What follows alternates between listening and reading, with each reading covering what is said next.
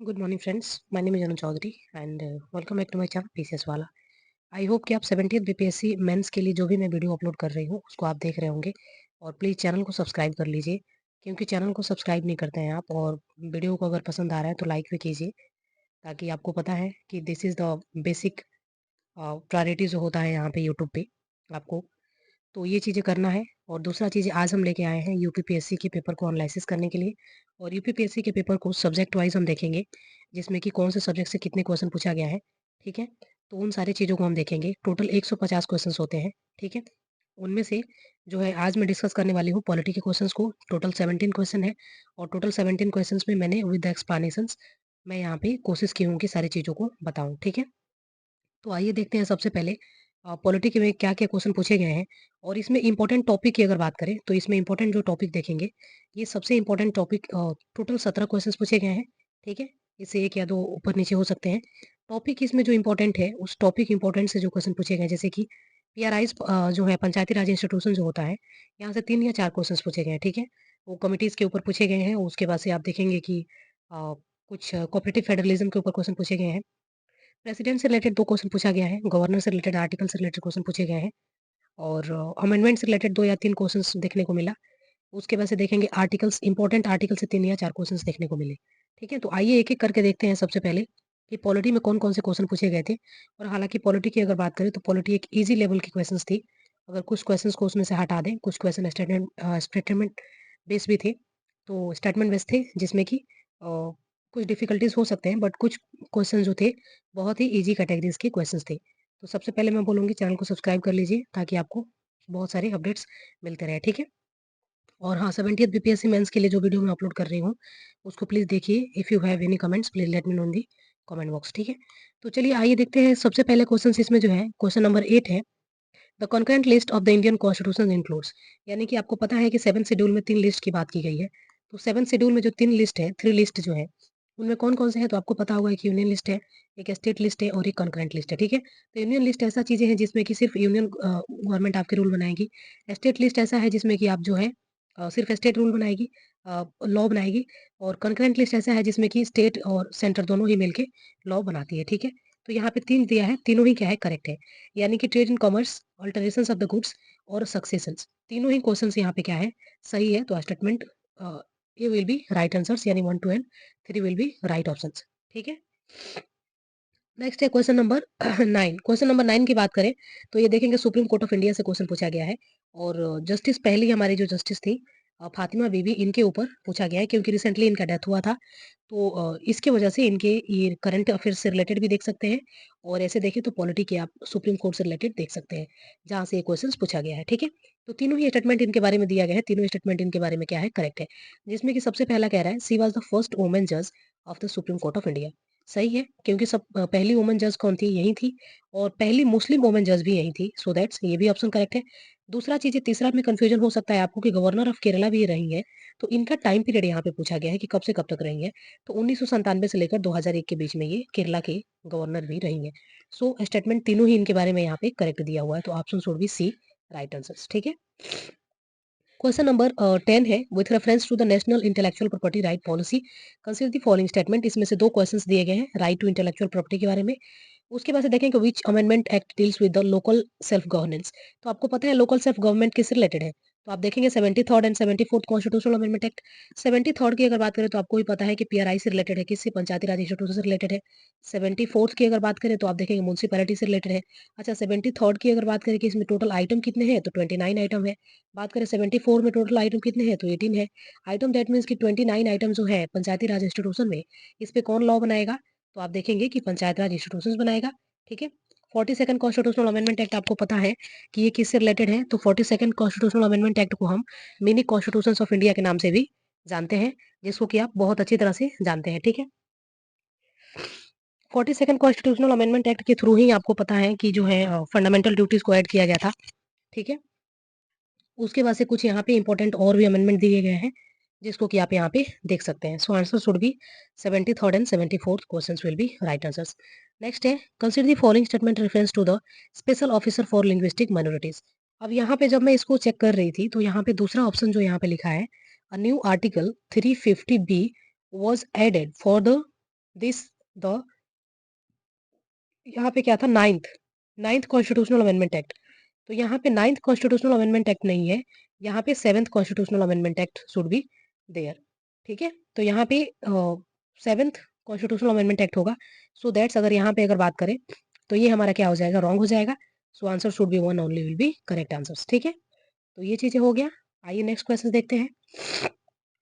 Next question हमारा है, the UPSC derive from the function of its which of the following. ठीक है, तो इसके बारे में मैंने थोड़ी देखी नहीं है अभी, तो इसके बारे में देखते हैं।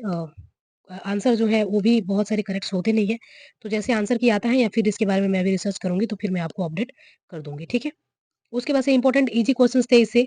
आप देखेंगे इंपॉर्टेंट आर्टिकल से रिलेटेड, तो इंपॉर्टेंट आर्टिकल बहुत ही इंपॉर्टेंट होता है और बहुत इंपॉर्टेंट आर्टिकल को भी यहाँ पे पूछा भी गया है। ठीक है, तो आपको पता होगा फाइनेंस कमीशन, आप जानते हैं यहाँ पे क्या पूछा है, which of the following is correctly match.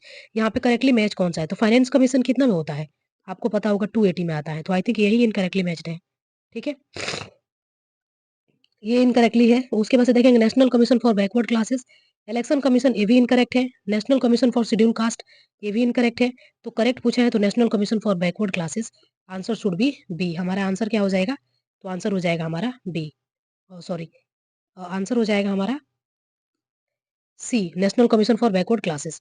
ठीक है, क्योंकि यहाँ पे करेक्ट पूछा है, बाकी इनकरेक्ट है, इनकरेक्ट है, इनकरेक्ट है। ठीक है, उसके बाद से इंपॉर्टेंट देखिए जजमेंट, जो आपको पता है कि फंडामेंटल राइट और इन चीज़ों की जो जजमेंट्स होते हैं उससे रिलेटेड क्वेश्चन पूछा गया है।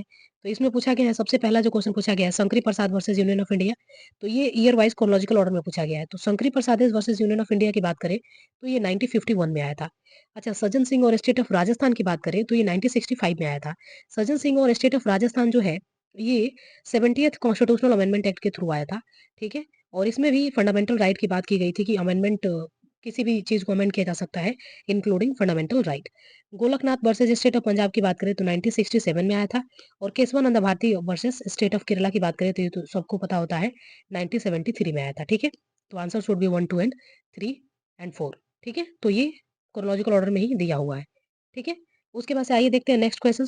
गिवन फॉलोइंग टू स्टेटमेंट लेवल, जिसमें कि 352 आर्टिकल दिया गया। तो आपको पता होगा 352, 356 और 360 तीन आर्टिकल ऐसे हैं जो कि इमरजेंसी के बारे में बात करते हैं। तो पहला जो आर्टिकल है 352, ये नेशनल इमरजेंसी के बारे में बात करता है। दूसरा जो है प्रेसिडेंट रूल के बारे में बात करता है और तीसरा जो है फाइनेंशियल इमरजेंसी के बारे में बात करता है। ठीक है, तो तीन इमरजेंसी यहाँ पे दी गई है और तीनों इमरजेंसी का आर्टिकल है 352, 356 और 360। ठीक है, तो तीन आर्टिकल ऐसे हैं जो कि बात करते हैं इमरजेंसी से, इमरजेंसी के रिगार्डिंग।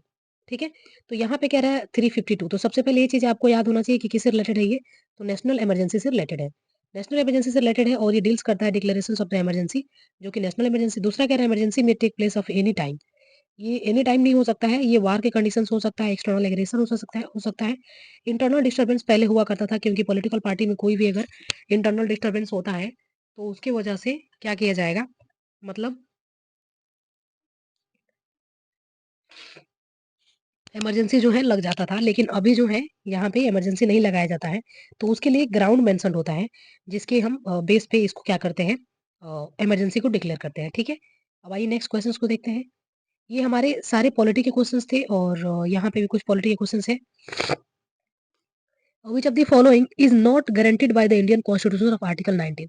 तो आर्टिकल 19 में आपने देखा होगा 5 ऐसे स्टेजेस है जहाँ पे आपको बात किया जाता है कि जो है आर्टिकल 19 उसकी फ्रीडम देता है, असेंबली बना सकते हैं आप, पीसफुल एग्जिस्टेंस हो सकता है आपका, उसके बाद से आप कहीं भी इंडिया में घूम सकते हैं, तो ये सारी चीज वहां पे दी गई है। लेकिन यहाँ पे एक जो क्वेश्चन दिया गया है इसमें पहला statement, freedom to own acquire and dispose the property, तो ये मुझे लगा कि ये it not should be there है। ठीक है, ये यहाँ पे नहीं होना चाहिए। बी, सी और डी ये तीनों करेक्ट है, ये इनकरेक्ट है, तो आंसर शुड बी ए। ठीक है,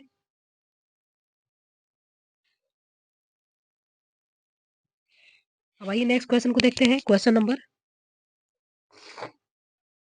48 में कह रहा है given the following two statement labelled. ठीक है, दो स्टेटमेंट यहाँ पे दिया गया है। पहला स्टेटमेंट कह रहा है according to constitution of India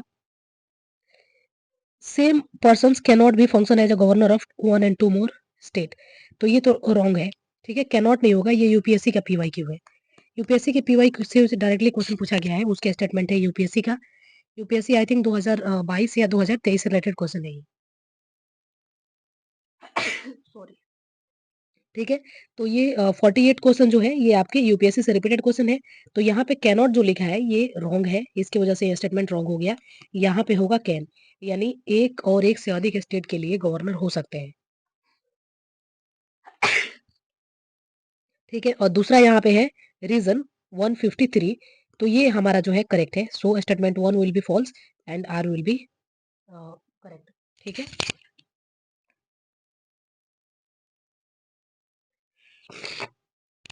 उसके बाद से नेक्स्ट नंबर क्वेश्चन है क्वेश्चन नंबर 49। 49 में कह रहा है equality of opportunities in public employment.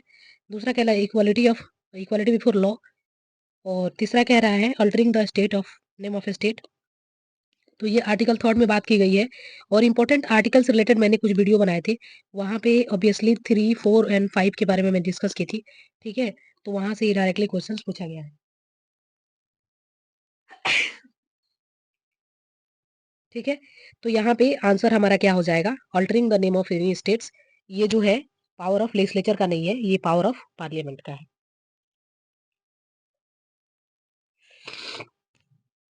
फिर यहाँ पे देखेंगे कुछ आर्टिकल से इंपॉर्टेंट रिलेटेड क्वेश्चन पूछा गया है। आर्टिकल जैसे कि आप देखेंगे कंसोलिडेटेड फंड ऑफ इंडिया आपको पता है 266 में है। फाइनेंस कमीशन की बात करें तो 280 में है।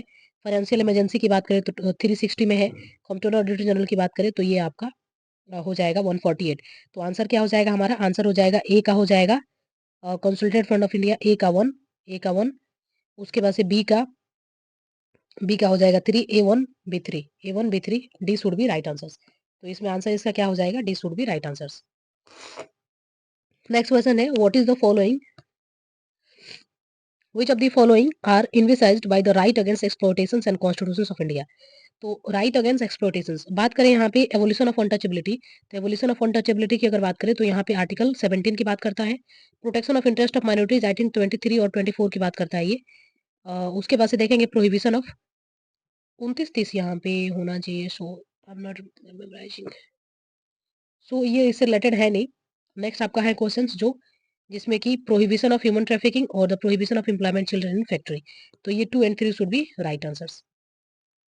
नेक्स्ट क्वेश्चन है आपका जैसे कोऑपरेटिव फेडरलिज्म हो गया, उसके बाद से बार्गेनिंग फेडरलिज्म हो गया, क्वासी फेडरलिज्म हो गया। ठीक है? तो इसको अभी मुझे रिसर्च करने बाकी है, तो फिर नेक्स्ट वीडियो में इसको हम डिस्कस करेंगे। तब तक के लिए आप इसको देखते रहिए और 70th बीपीएससी मेंस के मैं वीडियो जो अपलोड कर रही हूँ उसको भी आई होप आप देखिए और चैनल को सब्सक्राइब कीजिए। और कोई भी अगर आपका कमेंट है तो please let me know in the comment box. Thank you.